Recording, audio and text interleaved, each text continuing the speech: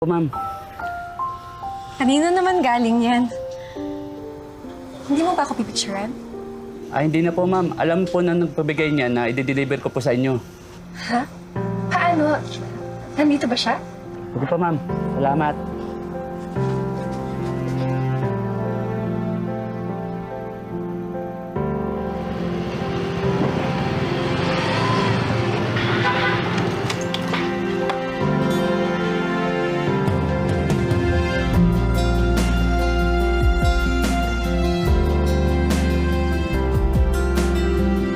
Ikaw?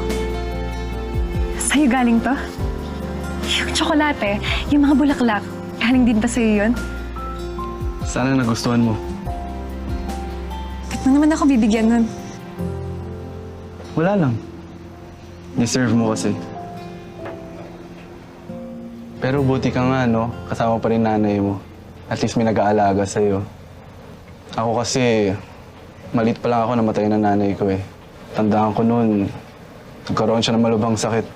Makalipas ng ilang taon, nag-asawa na ulit tatay ko. Kaya mula noon, kay kuya na ako tumira. Siya na rin nagpaaral sa akin mula high school hanggang college. Pero syempre may pamilya na yun eh. Hindi na niya kinaya na supportahan ako sa pag-aaral ko.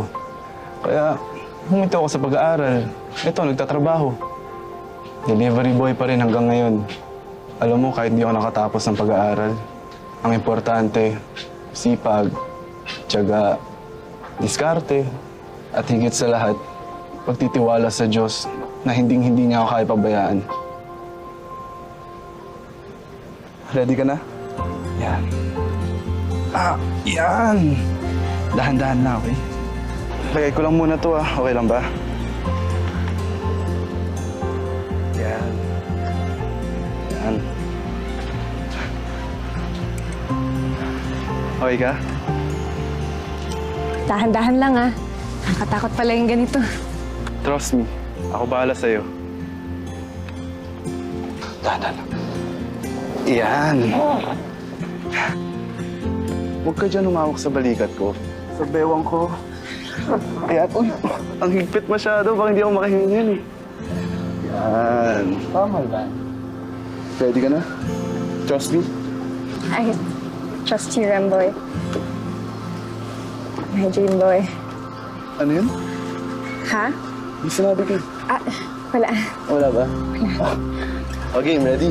Ready? Ready. Okay. Hawak ka lang.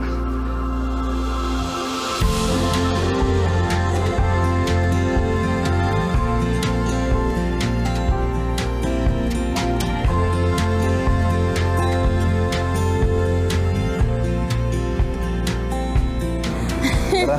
Masaya pala. Nag-enjoy ka? Hindi na ako takot. Sabi ko sa'yo, ako bahala sa'yo eh. Tara. Let's go. Dahan-dahan. Ako bahala. Ang hagdan. Dahan-dahan. Okay ka? Okay. Kaya? Dahan-dahan lang. Yan. Mag-usap nga tayo, anak. Tapatin mo ko.